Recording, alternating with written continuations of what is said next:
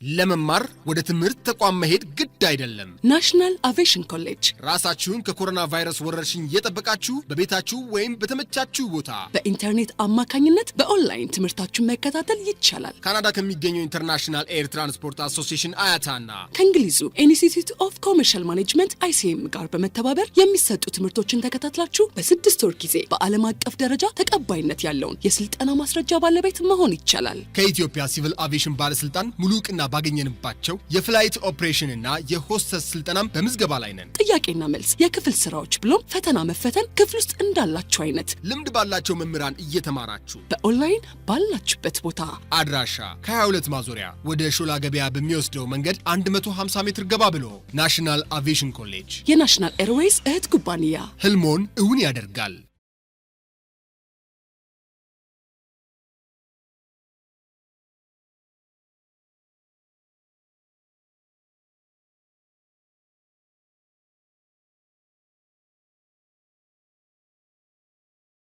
If you remember, last week we have seen about the evolution of money and the various classification of money in terms of metallic, in terms of paper, and in terms of credit money.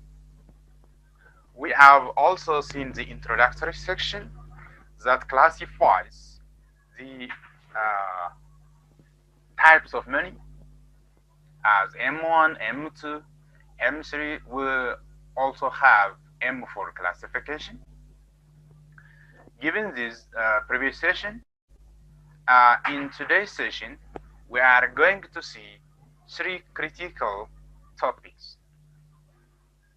One is how do people or institutions as an individual or as a firm determine the choice of assets.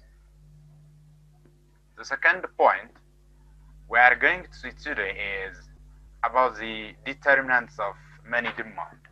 What determines the choice to have money?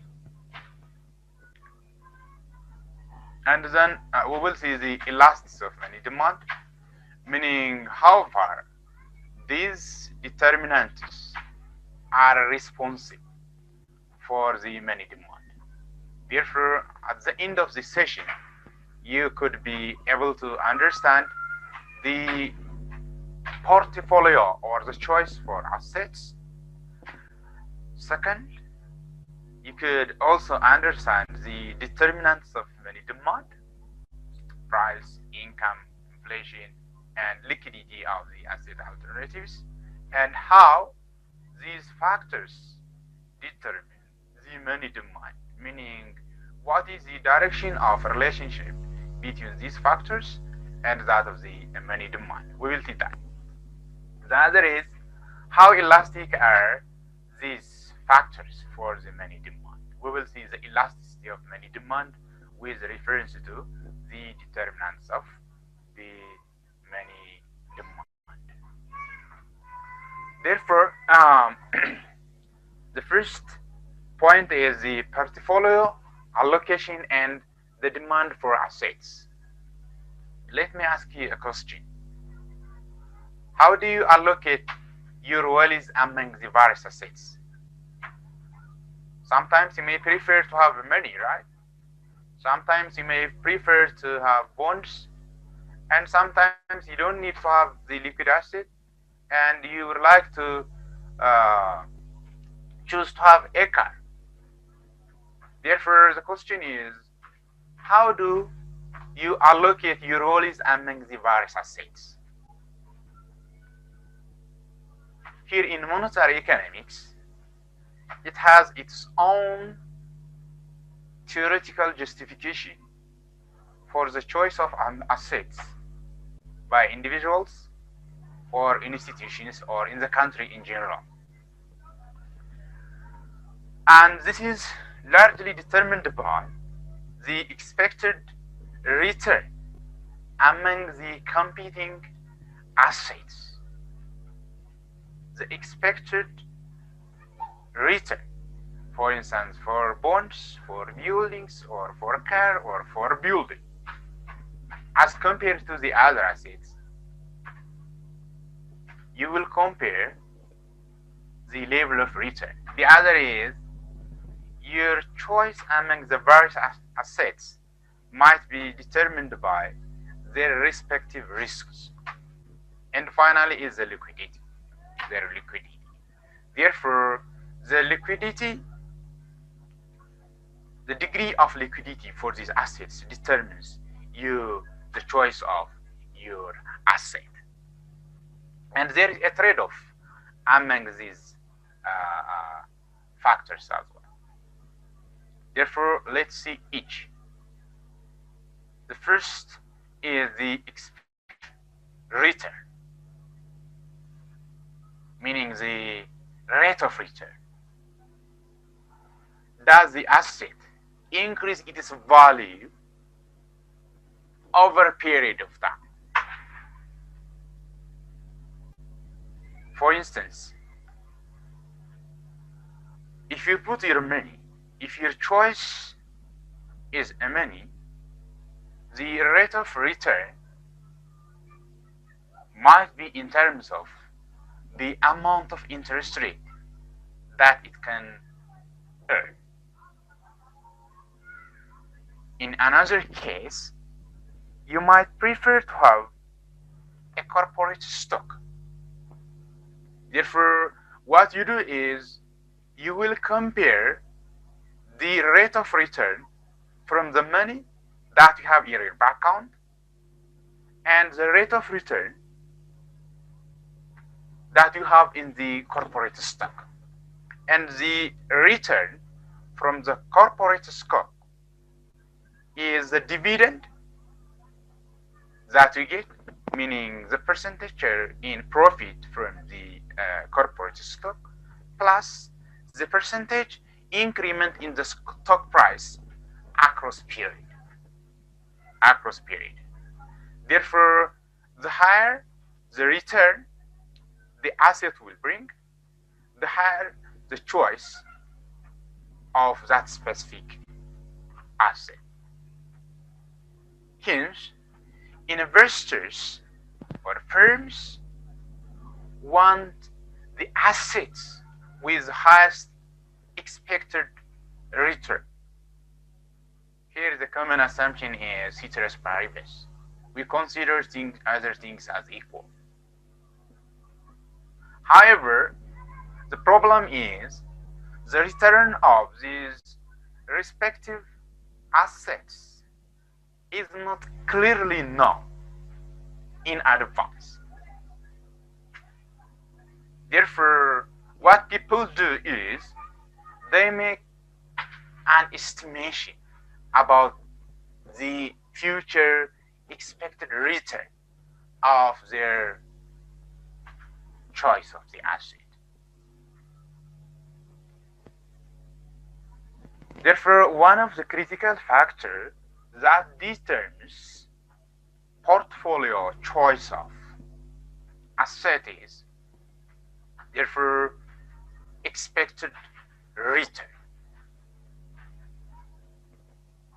People or institutions make a comparison among the list of assets and they choose the one that provides them the highest expected return. The second is risk. Risk is still talking about the uncertainty in the assets return. Risk, for instance, in terms of change in price or inflation. People dislike risks and people prefer those assets with low risks.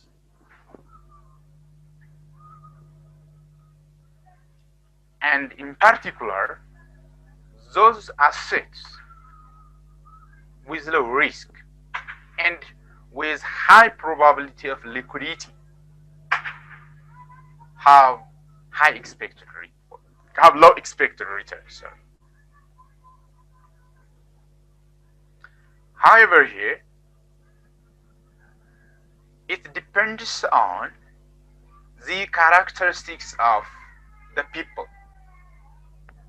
Some people might be risk lover, some people might be risk averse, and the others might be risk neutral. Therefore, the characterization of risk would have to be justified with reference to the behavior of people in terms of risk neutrality, risk lover, or being risk averse.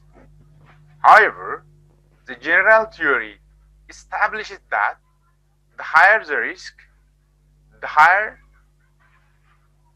the risk, the lower the choice of that specific asset. Therefore, risk is the second factor that determines the portfolio choice of assets. Third is liquidity. Liquidity is how easy it is or how quick it is converted to liquid money. And you know that money is the liquidest one. However, some assets like houses, automobiles are not as liquid as money itself. Therefore, individuals prefer the asset that can be easily converted into liquid money. And the liquidity of assets can be hierarchically demonstrated. The liquidest is money itself. Next to that, the less liquid is stocks and bonds. And as compared to stocks and bonds, those as automobiles and houses are illiquid. And in general, investors prefer assets that can be easily converted into liquidity. Therefore, the first station justifies how people or firms make a choice among the given assets. For instance, money itself, land, building, automobiles, checks.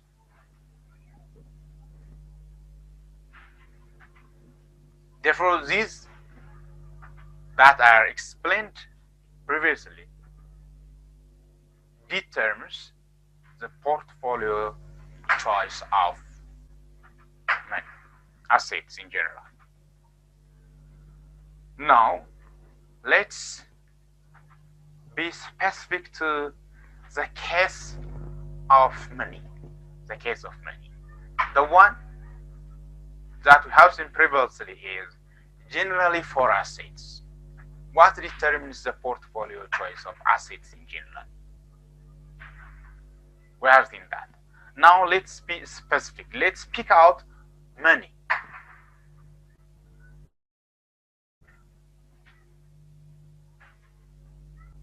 People want to have as much money as possible, right?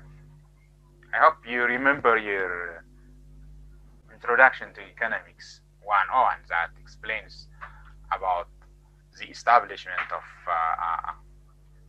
economics itself, where people are aspiring to have unlimited want, and in the other wing, we have limited or scarce resources.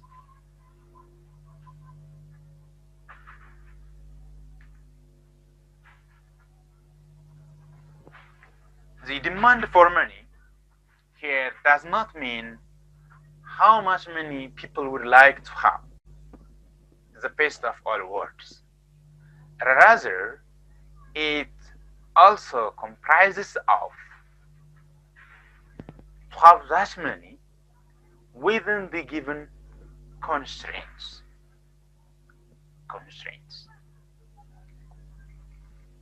Therefore, the choice to have money is subject to some given constraints. And money demand might be explained at an individual level, at firms level, and even the entire economy at macroeconomic level. Now let's see each. First is the individual demand for money.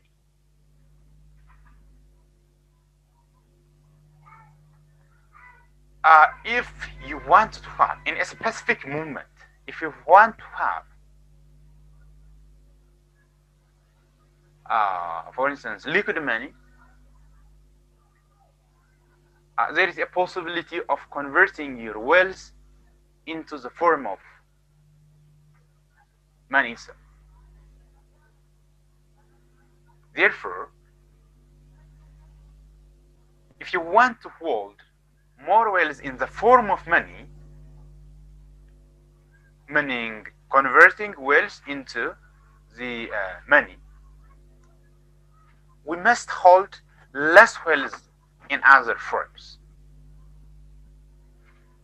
Meaning, if you want to have more money in your bank account, what you can do is you can convert, or you can sell your car and convert to the most liquid asset, that is money itself. You may sell your house and put it in terms of money. Therefore, you are making a choice between the different forms of wealth itself.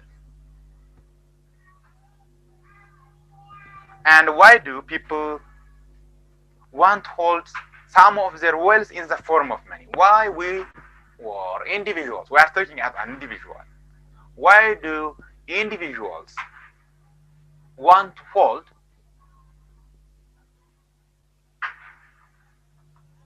their wealth in the form of money? That is right, because money is a means of payment, and other forms of the wealth cannot be directly used for payment or for purchase or for transaction by itself. However, the other forms of wealth might provide you a financial return.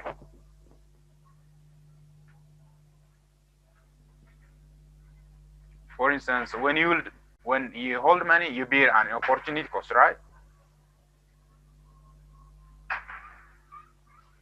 Therefore, the opportunity cost is the interest that you would have to earn it by holding other assets instead.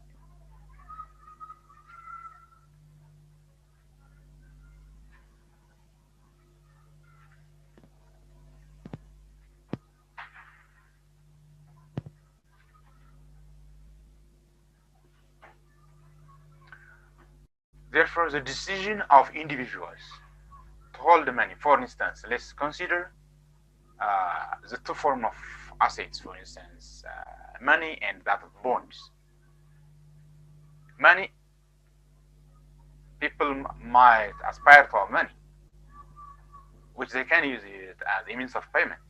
But as far as they use it, and as far as it is not saved in the bank, it will not earn interest, right?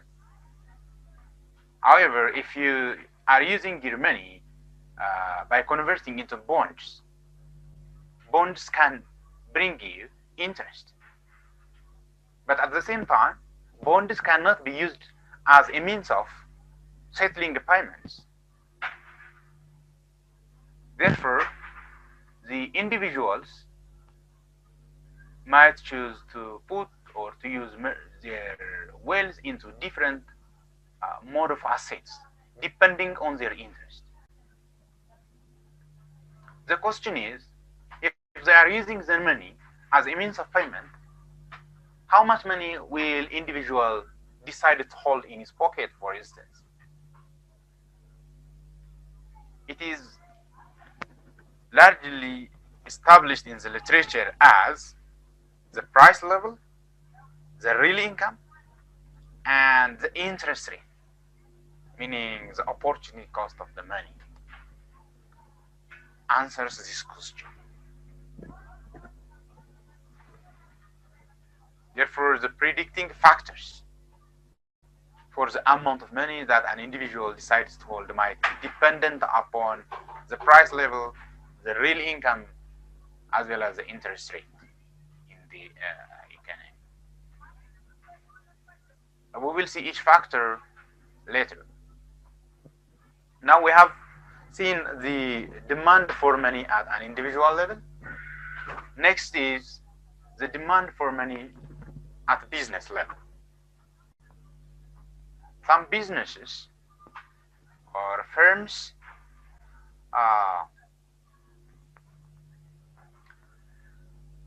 store or keep some currency in their cash registers, or some firms may generally keep funds in checking accounts, and they would have to decide the amount of money that they could put in the cash register in terms of currency and the other alternative assets. Therefore, there is a choice to have either currency in their cash register or to use that money in terms of the other form of assets. The question here is still how much money are they aspired to hold. One factor is the price level and the real income as well, which is also the same as the factor that determines the demand for individuals.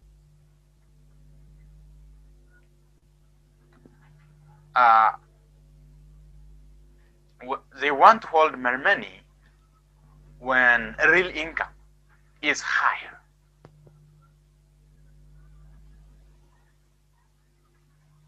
We will see each factor next as well. The other is, now we are moving to the economy-wide level. The economy-wide demand for money. We know that there is a specified amount of wealth in the economy, in the entire economy, at a specific time,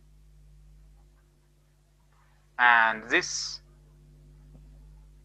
wealth might be, for the sake of simplicity, let's consider two forms as money and bonds. And the demand for money in the economy is dependent upon the price level, the real income, and the interest rate itself. And these factors are the same with the factors that determine the demand for individual. The demand for individual.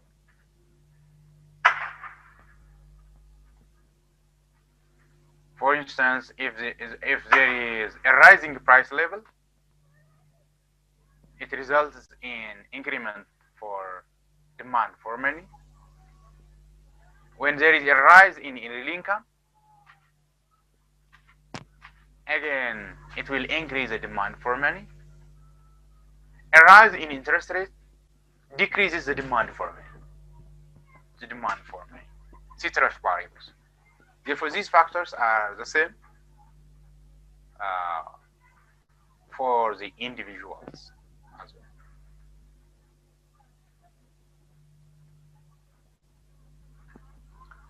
Okay. Now let's see each factor which affects the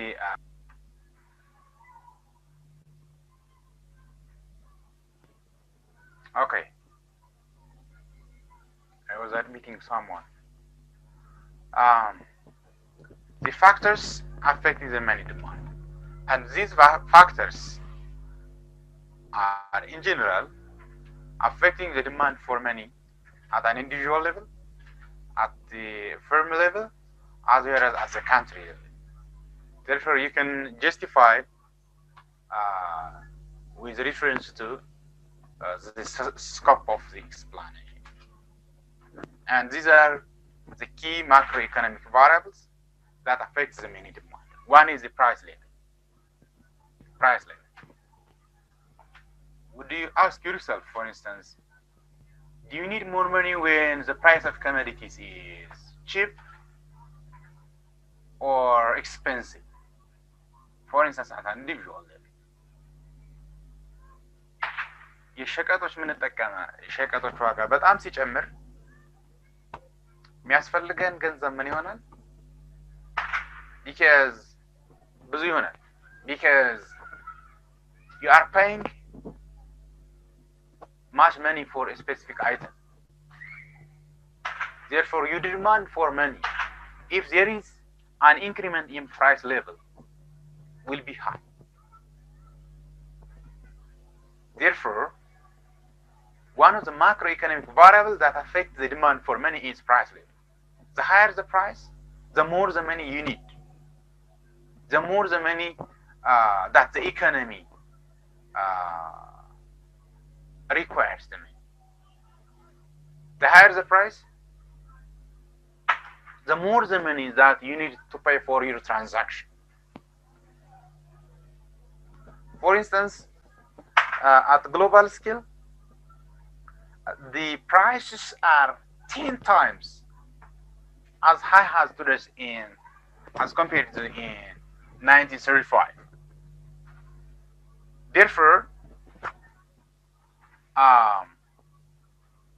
when prices are folding 10 times, that means you need to have a money that would have been fold 10 times as much as the money equivalent transaction that was held before the increment in price. Therefore, it is established that nominal money demand is proportional to the price level. Here, nominal is to mean it's not adjusted for a change in price or inflation.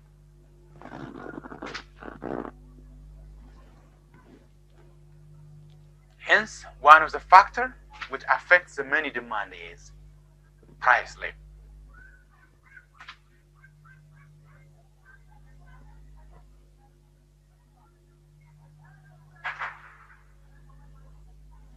The other is real income.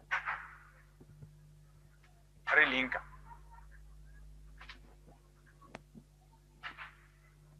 Do you think that who demands more money?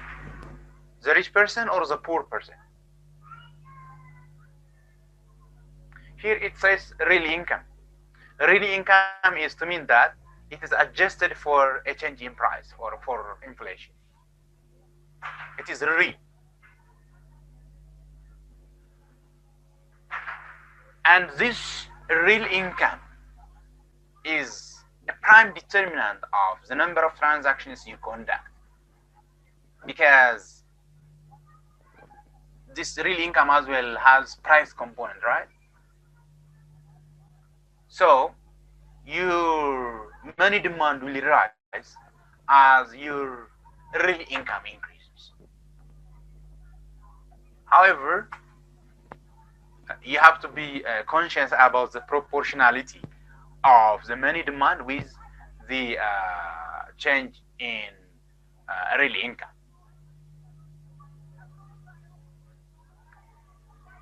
I asked you at the inception of this subtopic whether real rich persons or poor persons demand more money. Who do you think demands more money?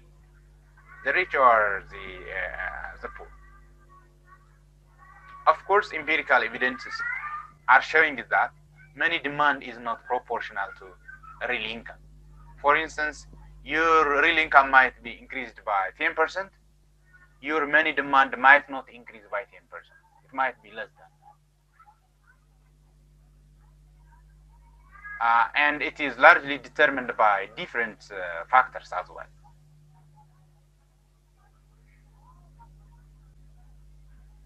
Therefore, real income affects the amount of demand that we have. The other is interest rate.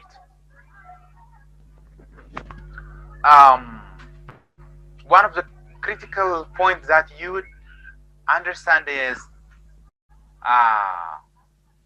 we are talking about the causality, right? The cause and effect relationship. However, you could be conscious about the elasticity, the responsiveness. For instance, real income ጨምሮ የሰውየው የገንዘብ ፍላጎቱም የመኒ ፍላጎቱ ላይ ጨምር ይችላል። ፕራይስ ጨምሮ የገንዘብ ፍላጎቱ ላይ ጨምር ይችላል። how ጨምርም ላይ ጨምር it depends on the elasticity for a change of that specific factor. Therefore, what you do is understand the general theory of the relationship between these factors with money demand. However, this depends on the elasticity of the respective factors. Of course, we will see next. Therefore, interest rate, an increase in interest rate on non-monetary assets, for instance, decreases the demand for money. Why?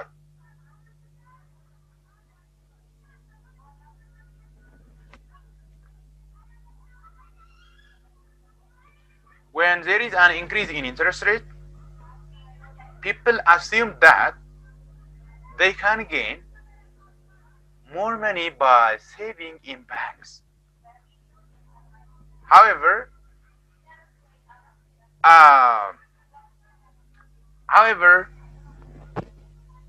people compare the opportunity cost.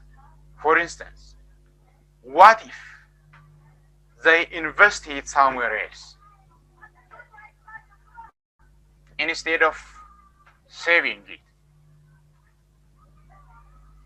As a result, they make a comparative analysis on the interest rate and the return on the non-monetary assets.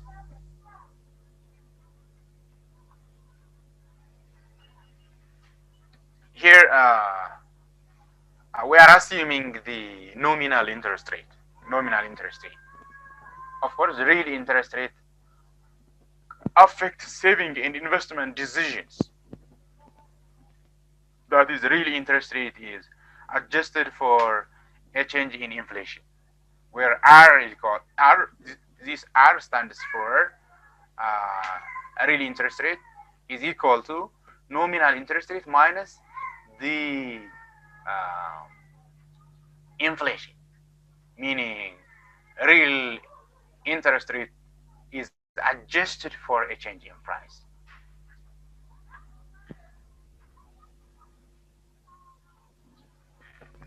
There are also other factors which affects money demand. For instance, wealth. Wealth in general, this is also associated with real income as well. You can also go align with this real income. Both have the same thing. The other is payment technologies. For instance, ATM ካርድ መኖሩ የሰዎች መኒ ዲማንድ ይቀንሳል ወይስ ይጨምራሉላችሁ ታስባላችሁ?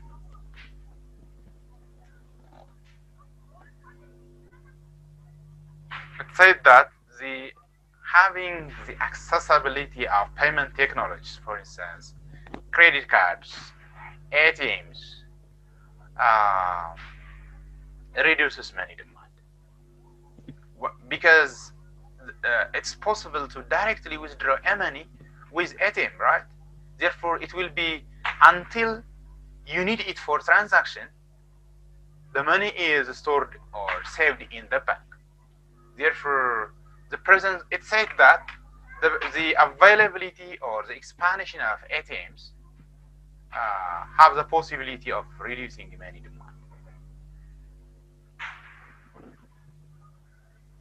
Therefore, technology as well matters for money demand.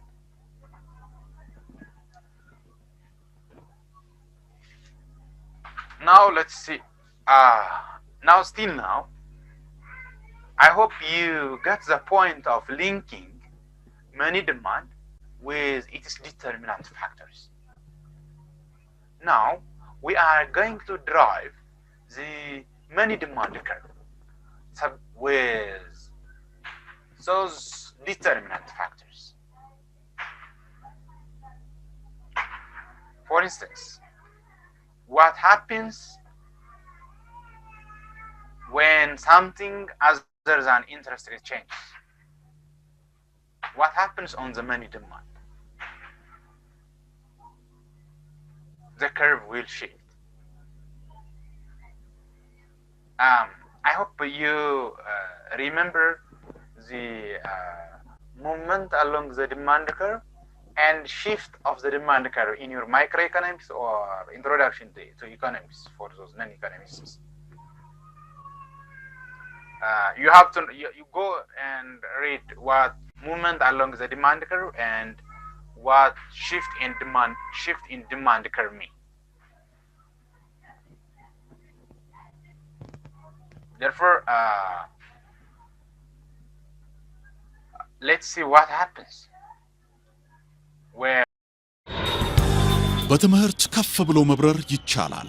ናሽናል አቪዬሽን ኮሌጅ የናሽናል ኤርዌይስ እህት ኩባንያ ከከፍተኛ ትምህርት አግባብነትና ጥራት ኤጀንሲ ሙሉ ዕውቅናን ባገኘንባቸው በማስተርስ ዲግሪ ኤምቢኤ በስትራቴጂክ ማኔጅመንት፣ ኤምቢኤ በባንኪንግ እና ፋይናንስ፣ ኤምቢኤ በቢዝነስ ሊደርሺፕ፣ ኤምቢኤ በሪስክና ኢንሹራንስ፣ ኤምኤስሲ በኢንተርናሽናል ትሬድ እና ኢኮኖሚክስ ዘርፎች በእውቀት ለመቅረጽ የበቁ ፕሮፌሰሮቻችን አረንጓዴ መብራታቸውን አብርተዋል። በነገራችን ላይ በኬንያ ሀገር ከሚገኙ ስመጥር ዩኒቨርሲቲዎች በሚመጡ ፕሮፌሰሮች የትኩረት መስክ ትምህርቶቹ መሰጠታቸው ልዩ ያደርገናል። በምርጥ የትምህርት ስርዓት የተገነባው ናሽናል አቪዬሽን ኮሌጅ በመጀመሪያ ዲግሪ በአቪዬሽን ማኔጅመንት፣ በሆቴል ማኔጅመንት፣ በአካውንቲንግ እና ፋይናንስ፣ በማርኬቲንግ ማኔጅመንት አስተማማኝ ትምህርት ይገቢውና ራስዎንና ሀገሮን ይለውጡ። አድራሻ 22 አደባባይ ወደ ሾላ በሚወስደው መንገድ ላይ ናሽናል አቪዬሽን ኮሌጅ የናሽናል ኤርዌይስ እህት ኩባንያ ህልሞን እውን ያደርጋል።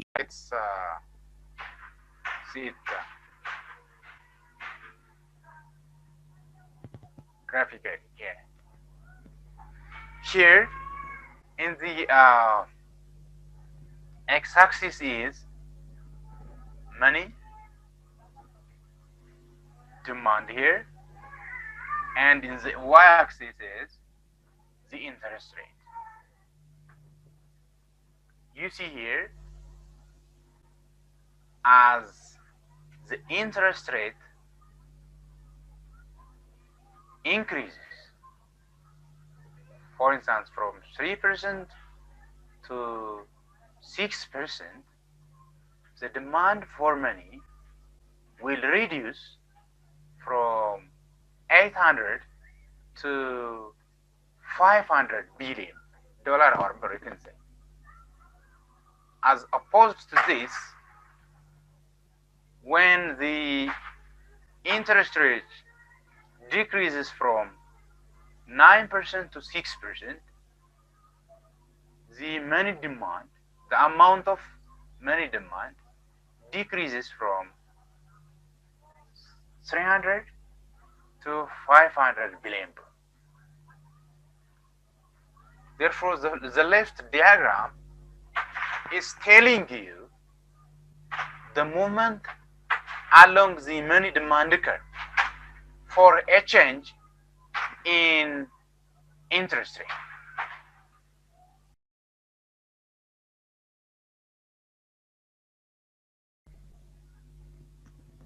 Okay.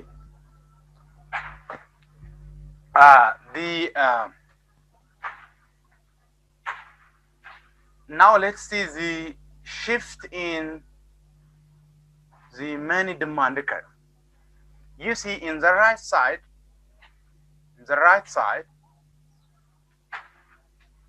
a change in interest rate doesn't shift the demand curve.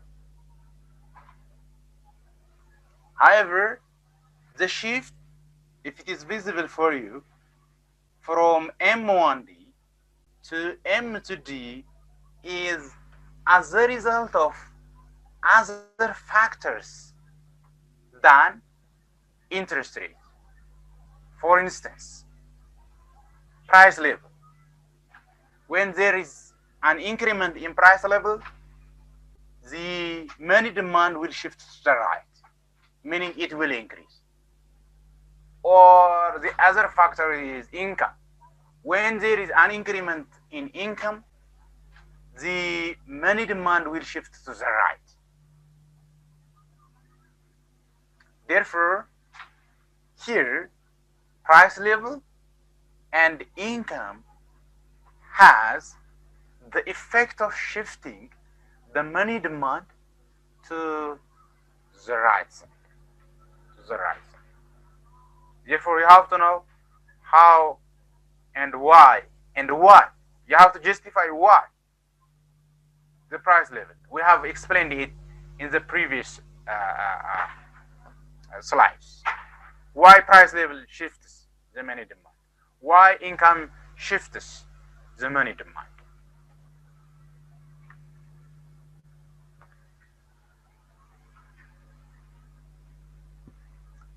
The other is money market equilibrium. Now, if you remember, the money supply is measured using M1, M2, M3, and in some other countries, you may find out M4. And here, you have the money demand and the money supply, which is the money market equilibrium. If it is visible for you, it says MS, money supply. It is vertical and falls on 500 billion, right? And if it is vertical, it is vertical. This is to mean that the money supply is fixed. The money supply is fixed because it is managed by, in our context, the National Bank of Ethiopia. Therefore, we have a fixed amount of money supplied to the economy in Ethiopia because it is centrally managed. However, there is a money demand. Money demand, therefore, would have to be in equilibrium with that of the money supply. Here at point E, at the interest rate of 6%, the amount of money supply and money demand are equal, which is amounted to 500 billion. Therefore, this means that at 6% of interest rate, the public is content to hold the quantity of money it is actually holding, meaning what people are actually holding is equal to their demand. However, what will happen, say, if the interest rate is, say, adjusted by the National Bank? For instance, it might be increased from 6% to 9%. You see, the demand will be 300 billion. You have to recall the previous slide that we have seen. However, the supply of the money is still there because the supply of money is fixedly supplied by the national bank. Therefore, while increasing the interest rate from 6% to 9%, the amount of money demand is 300 and the amount of money supply is 500. Therefore, here there is excess of money supply. And this excessity of money supply pushes the interest rate back to 6%. The same reverse happens when the interest rate is decreased to 3%. When the interest rate is decreased to 3%, the amount of money demand will be 800 billion. However, the supply is still the same because it is centrally determined by the national bank. Therefore, there is an excess demand of 300 for this context. Therefore, people will compete on the existing money and they will compete on the existing limited supply of money, which pushes back its price, which is interest rate that gets back to 6% again.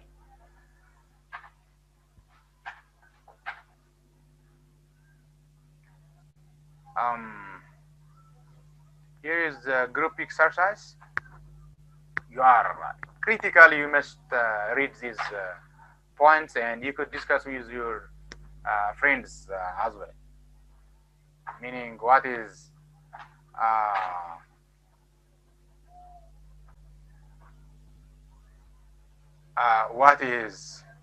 for instance, the effect of the following variables on the money demand, for instance, rise in price level, rise in real income, rise in interest rate, rise in risk of alternative assets, and liquidity of alternative assets.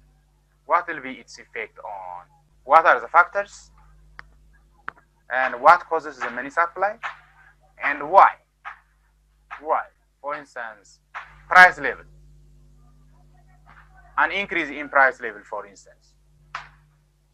What will cause the demand for money? An increase in income. What causes the money demand?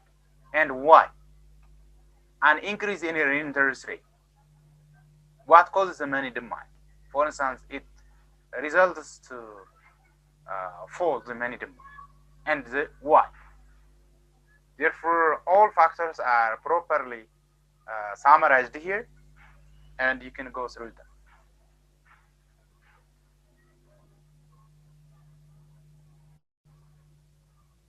Okay, ስለዚህ ምን ፋክተር መኒ ዲማንድን አፌክት እንደሚያደርገው እስካሁን ካየን let's convert the determinant factors into equation, into function. Now we have a theoretical establishment for the money demand. Now let's convert to mathematical form. Therefore, the demand for money function, the money demand function, sorry,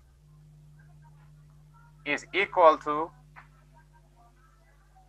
price, is a function of price, and the money demand itself, the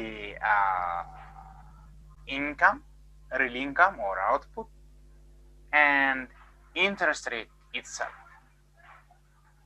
Therefore, here the money demand is a function of price, income, and interest rate.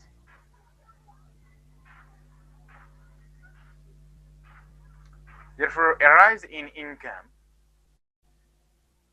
increases the money demand. A a rise in interest rate reduces the money demand.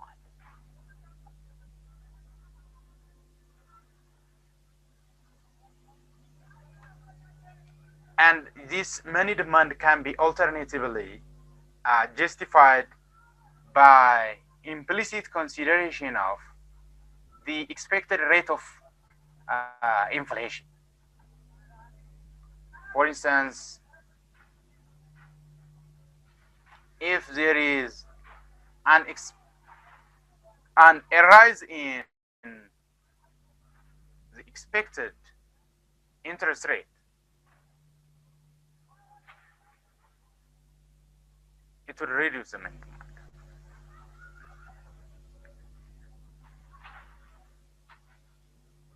And when there is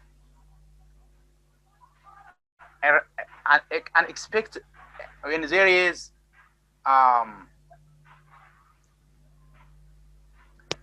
a rise in expected inflation,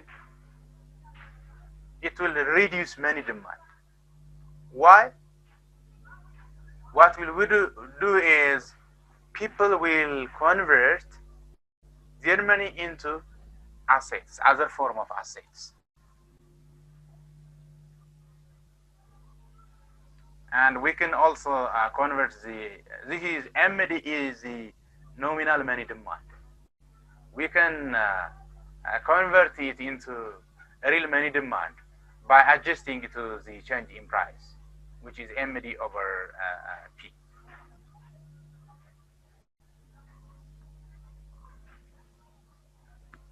Therefore, I hope you understand how the money demand function is being established.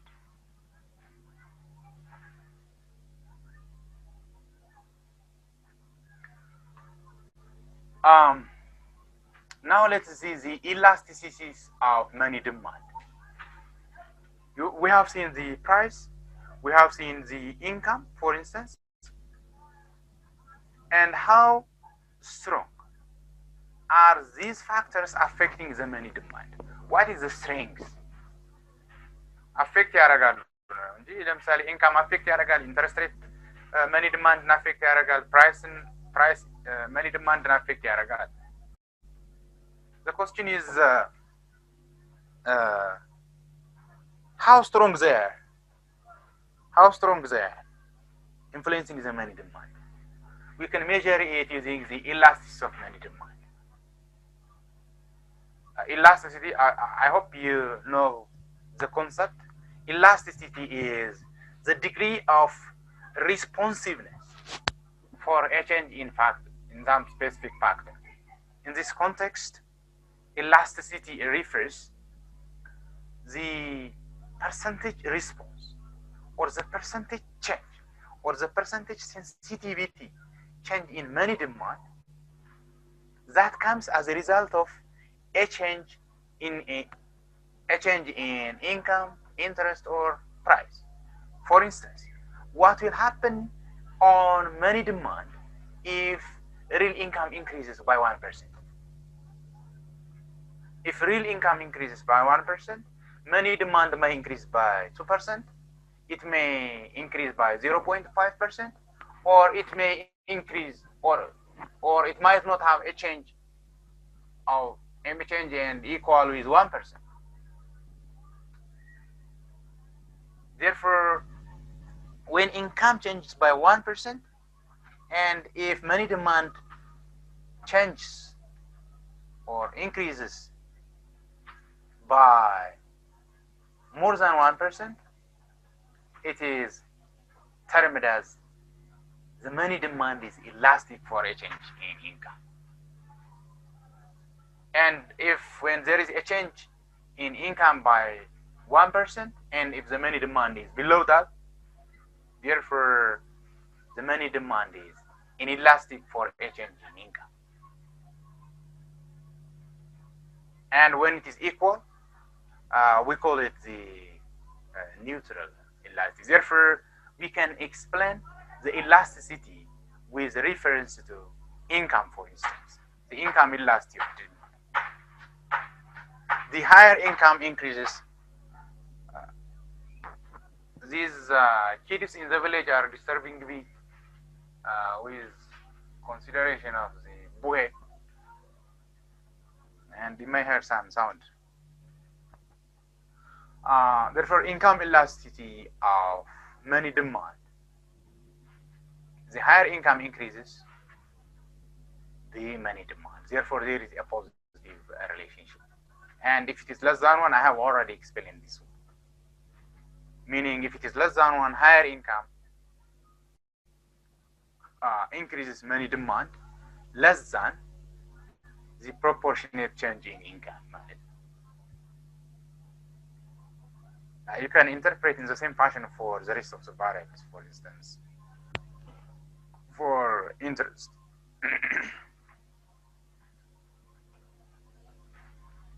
And for price as well.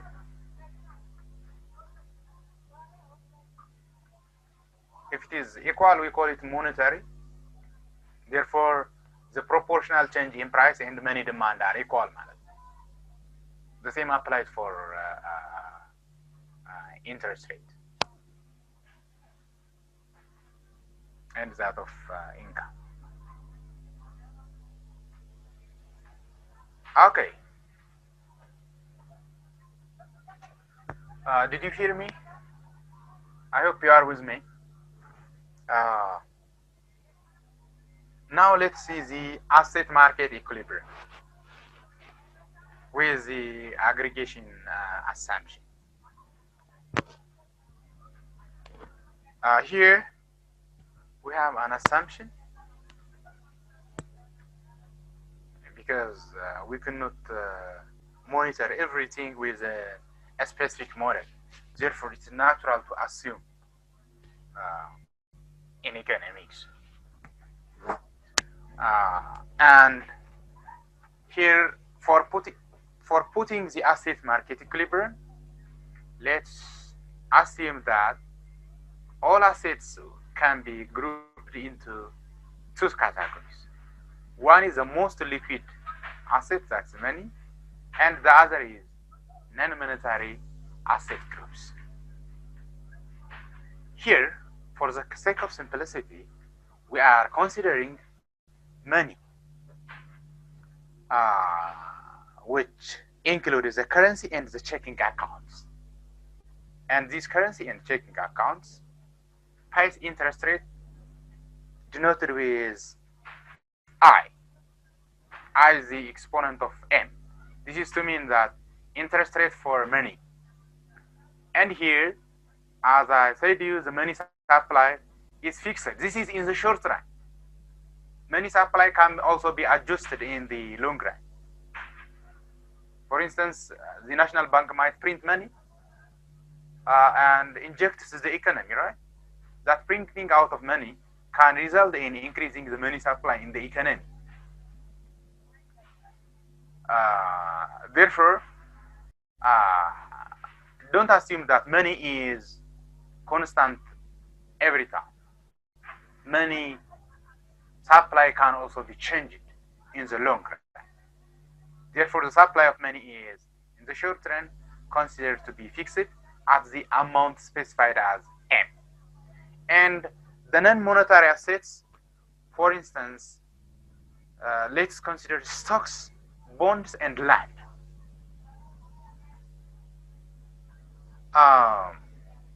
And the amount of interest rate, is equal to R plus the inflation rate. What does it mean? The nominal interest rate is the summation of the real interest rate and the expected inflation. And the supply of these non-monetary assets is fixed at NM. I hope it is clear how we are framing the equilibrium, right? We are classifying the assets into money and non-monetary assets, and with the respective classification, we put the interest rate and their supply. And now the concern is how the equilibrium can happen for the asset market equilibrium.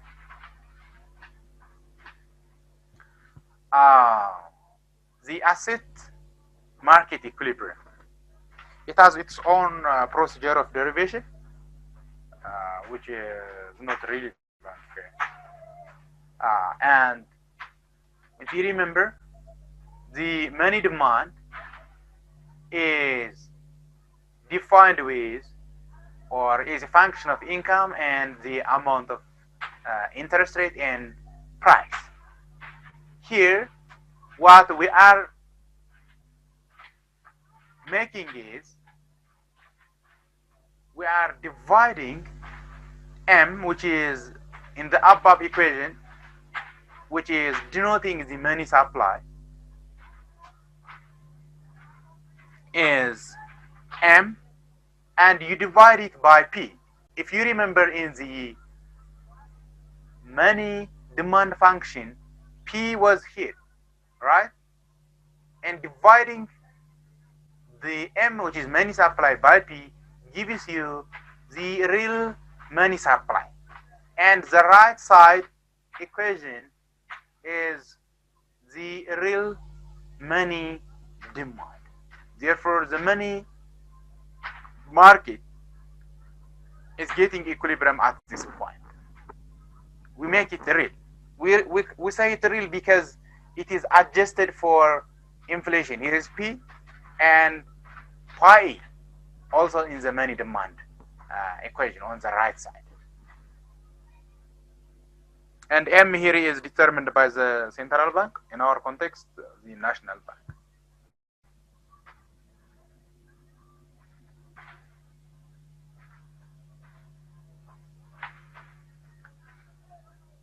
And the inflation rate here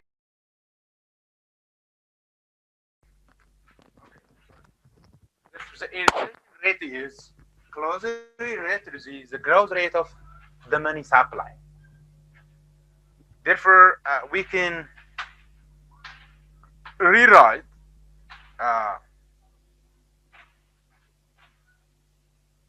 why it's not displaying here. In the growth rate terms. And if the asset market is in equilibrium, if the asset market is in equilibrium, the inflation rate equals the growth rate of the nominal money supply deducted with the growth rate of real money supply. However, this condition will be fulfilled if the asset market is in equilibrium. Therefore, we can adjust for a change in inflation or a change in price here. The change in price and the change in price would be the equivalent with equal to the change in money supply divided by the money. What we do is we put the change of the respective price, money, and the demand function in general, which is a function of income and that of the interest rate. Therefore, now we could predict inflation. How you predict inflation? You would have to forecast both the money supply, forecasted money supply, and that of the money demand. And the growth rate is reflected with here the change or the delta. And in the long run, we will have the constant interest. And let's consider, or let's simplify this equation, where NY represent the elasticity of money demand with respect to income. Therefore, this equation, the one that I'm putting a cursor, you see here, is replaced by this elasticity of the money demand, which is this, the one that I'm putting a cursor on it. Therefore, finally, what you do is you simplify this equation and write it in the form of inflation, where it is equal to the change in M over M, the change in money supply, minus the elasticity of money times the growth in income. For instance, therefore, countries can estimate the rate of inflation if the following information is given. For instance, the rate of the output, meaning GDP, you can say GDP, per year, the income elasticity demand, and the money supply. Here, the income elasticity of demand is, for instance, it says 2/3, right? Meaning, as income is increasing, money demand is inelastic.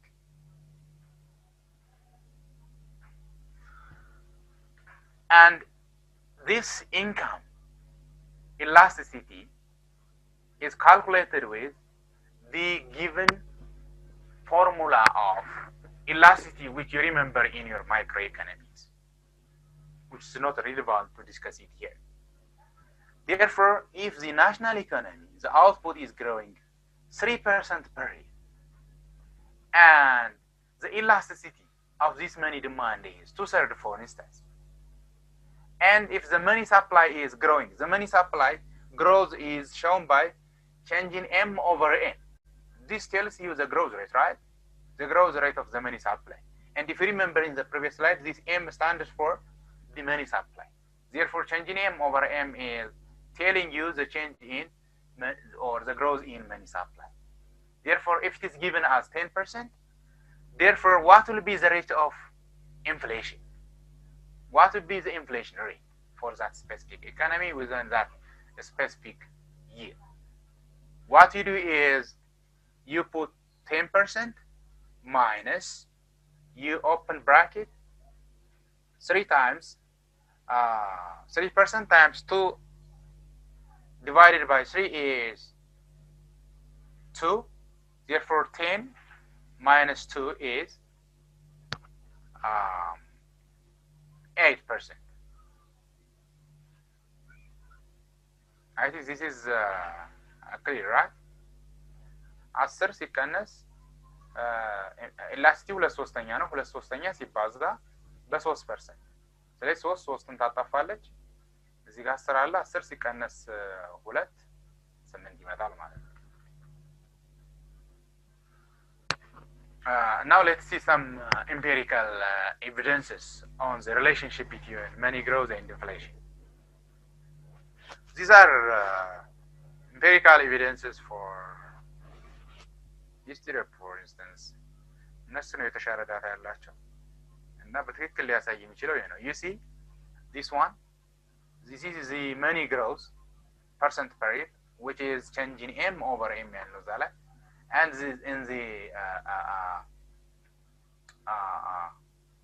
y-axis is the inflation rate per year, and you see Belarus, you see there, and here you see Malta. What did you understand from this graph? This graph shows you the linkage between money growth and inflation in those specific countries. And it tells you that inflation is positively associated with money growth. Money growth. Therefore, the question is, why do countries allow money supplies to grow quickly if they assume that it brings inflation? ይሄ ግራፍ የሚያሳያችሁ ምንድነው? መኒ ሳፕላዩ በጣም በጨመረ ቁጥር ይሲ አሁን የመኒ ሳፕላዩ የቤላሩስ ፎር ኢንስታንስ እስከ 160 ይደርሳል። 160 ኢንፍሌሽን ሬቱ ደግሞ እስከ 120% ይሲዚ ሲሆን በጣም መኒ ሳፕላዩ በጨመረ ቁጥር ኢንፍሌሽን ሬቱ በጣም ሃይ ነው ይሆናል ማለት ነው። ኢንፍሌሽን ኦከር ያደርጋል። ስለዚህ እንደዚህ አይነት የሚያስከስት ከሆነ ሀገሮች አንዳንድ ሀገራት ለምንድን ነው መኒ ሳፕላያቸውን የሚያሳድጉት በፍጥነት?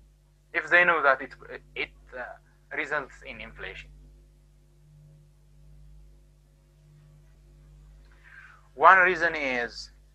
One of the critical reason is sometimes they might be indebted, so the only option is to print money for financing the government expenditures, for paying for employees, for instance. And this is particularly very practical in countries where there is political turmoil, political crisis and chaos. Therefore, those I know that printing money expands the money supply, which will result in high level of inflation. When countries don't have any option, for instance, in the case of political instabilities or crisis, and when they get unable to pay for their public expenditures, they expand the money supply. So they know that it results in inflation. This is the end. If you have any question, you are welcome. Next Friday, we will see how the banks create money. That is, if you have any question, press the raise hand button. Then I would allow you to unmute for presenting your question. Otherwise, this is the end of the session today.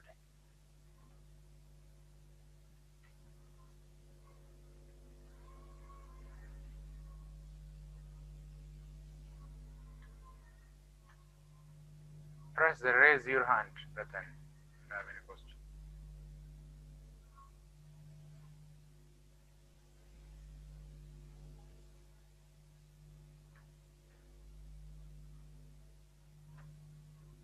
Okay, no question. Okay, thank you very much. See you on Friday. ልዩነት መፍጠር ዓላማችን ነው። ዓለም አቀፍ ተወዳዳሪ መሆን አለባችሁ። የናሽናል ኤርዌይስ እህት ኩባንያ ናሽናል አቪዬሽን ኮሌጅ ጥራትና ደረጃውን የጠበቀ ስልጠና በመስጠት ብቁ ዜጋ እያፈራን ነው። በፍላይት ኦፕሬሽን፣ በበረራ መስተንግዶ፣ በቲኬቲንግና ሪዘርቬሽን፣ በሆቴልና ቱሪዝም ሙያዎች አሰልጥነን ተወዳዳሪ እናደርጉታለን። ኮሌጃችን ካናዳ ከሚገኘው ኢንተርናሽናል ኤር ትራንስፖርት አሶሲዬሽን አያታና ከእንግሊዙ ICM ጋር በመተባበር ዓለም አቀፍ ዕውቅና ያለው ስልጠና እየሰጠ ይገኛል። በፍላይት ኦፕሬሽን፣ በበረራ መስተንግዶ የምንሰጣቸው ስልጠና ከኢትዮጵያ ሲቪል አቪዬሽን ባለስልጣን ሙሉ ዕውቅና አለው። አድራሻ ከጎላጉል ታወር 22 አደባባይ ወደ ሾላ በሚወስደው መንገድ ላይ የናሽናል ኤርዌይስ እህት ኩባንያ ናሽናል አቪዬሽን ኮሌጅ ህልሞን እውን ያድርጉ።